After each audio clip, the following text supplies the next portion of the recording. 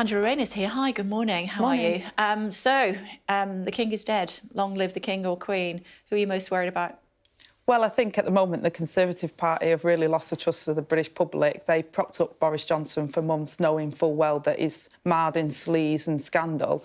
So I'm not worried about any of them, actually. If you look where me and Keir was when we took over the Labour Party and where the Labour Party was in the polls, we were in a devastating position. We've come forward with a programme for government, which I think the British people are starting to look at now, and they've seen the shambles of what the Conservative Party are. So bring on whoever comes forward, because they've all been marred in the sleaze and the scandals that Boris Johnson has brought to number 10. Yeah, but they'll still be in power for 2 years, unless, of course, you go for a vote of confidence. I was speaking to Sir Ed Davey, sat there in the last hour, and he said as early as Monday. Is that your view? Well, we think that, Boris Johnson can't stay another minute in Downing Street. He's been proven that he's not fit to govern, and therefore the Conservative Party need to elect somebody to lead their party pretty quickly, or get some interim leader in that is not somebody who has been disgraced, who's lost the confidence of their own party, let alone the British public. And if they don't do that, we're very clear that we will put a motion of no confidence forward before the summer recess to ensure that that exchange happens and that the Conservative Party do the right thing by the British public, which they haven't done, quite frankly, for the last few months. So what's the timescale? Ed Davey says Monday.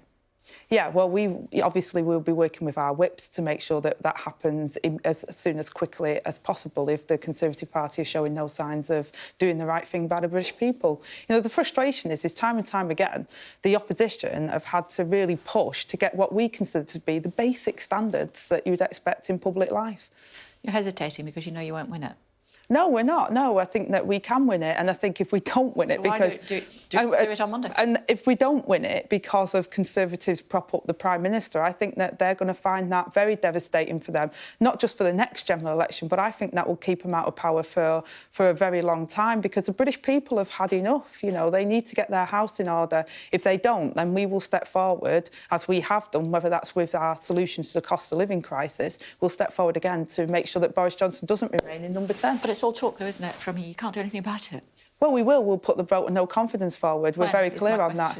Yeah, as soon as, like I say, we'll speak to the whips and we'll do it as soon as possible. If it shows, yeah, well, we haven't got long left for recess, quite frankly. So it could be as early as next week, yeah, because, we haven't got long left before the summer recess. And, I've heard Conservatives say, well, it's recess. So I think one of them said, well, it's quieter. It's not quiet. We've got the situation in Ukraine. We've got a cost of living crisis at the moment that's engulfing the British public. So we can't continue to have Boris Johnson in number 10. I mean, it's pretty scary, the thought of what he's going to do. I mean, the rumours are he wants to stay just so he can have a party in Chequers. I mean, it's completely unbelievable that that's what he wants to do. Have a party at Chequers if he wants to. It's his grace and favour home, and as long as it doesn't cost the taxpayer any money, who cares? He's been grace and favouring for a very long time on the back of the taxpayers of this country. I think that what they want to see is somebody that they can have trust in, that's not going to lie to the British people, and he's not going to act in their own self-interest. We're in the process of doing that now. We're in the process of doing that, and he's said, yeah, OK, fine, the herd has decided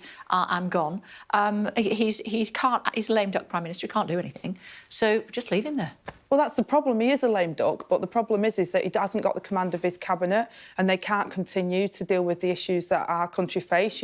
We had up until yesterday, we didn't even have any ministers in the education department at a time when, we've got the school exams coming and we've got the situation with childcare costs. So in each department, I raised it yesterday in the House around making sure we can get sign-off for Secret Service and for some of the protocols there, and the damaging effects that we have when a government are paralysed to govern the country. And that's what we see under Boris Johnson. Most of the people who are even stepping up have said they've got no confidence in him. So I think it's an untenable position, and it's not fair to prolong this drama any longer for the British public.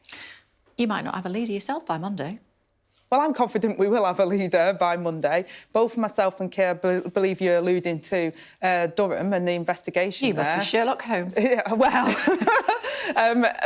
both myself and Keir are very clear that we don't believe that we've broken the rules. But we do believe in the principle that if you're a lawmaker, you can't break the law and then lead your party into government. That's not acceptable. And we're both confident we haven't. Look, we know that when we voted for those restrictions, that they were some of the most restrictive pieces of legislation that has ever been given to this generation of British public, and we knew it was for the safety of them. So both myself and Keir took that really seriously, and we don't believe we broke the law. I'm very confident. I've not lost a sleepless night over it because I know that when I couldn't see my granddaughter, I was not doing anything other than working and doing what I needed to do to continue to be the deputy leader of the Labour Party. But you still stand by the fact that you will step down if you are? 100%, yeah, Okay. 100%. Because I think it matters. This is beyond me, Kate. It matters to what the British public think of politicians. And at the moment, quite frankly, the British public don't think very highly of us. And that's because of circumstances like we've seen, whether that's with Pincher, what's happened recently, whether that's with Boris Johnson propping up Owen Paterson when the scandal engulfed them, whether that's partying in Downing Street. All these things have undermined public trust in politicians. And me and Keir have been very clear. It's not about us. It's about the role of being a public servant. And I think that principle is really important. So what if the NEC say we won't accept your resignation?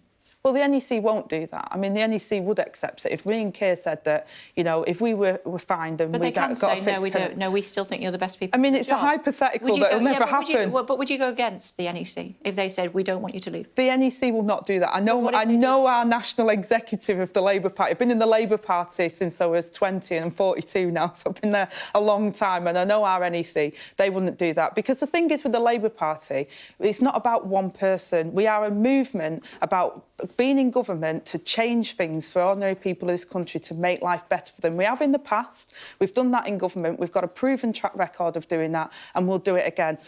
Just before I let you go, the Standards Committee, is there any point now in them continuing to find out whether or not the Prime Minister misled Parliament?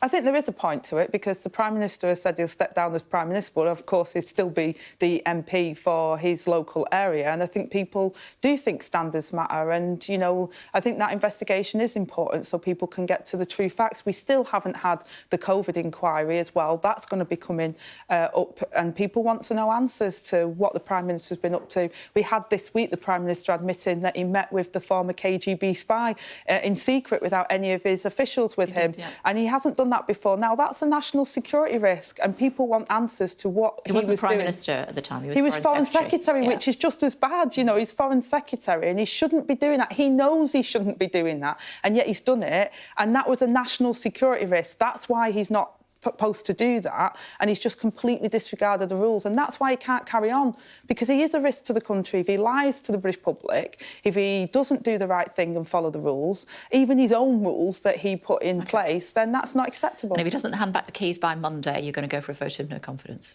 If he doesn't hand back the keys, we'll be making sure that he's turfed out of there. He cannot continue. We will do it as quickly as possible. Next week? Next week. OK, thanks very much indeed for joining us.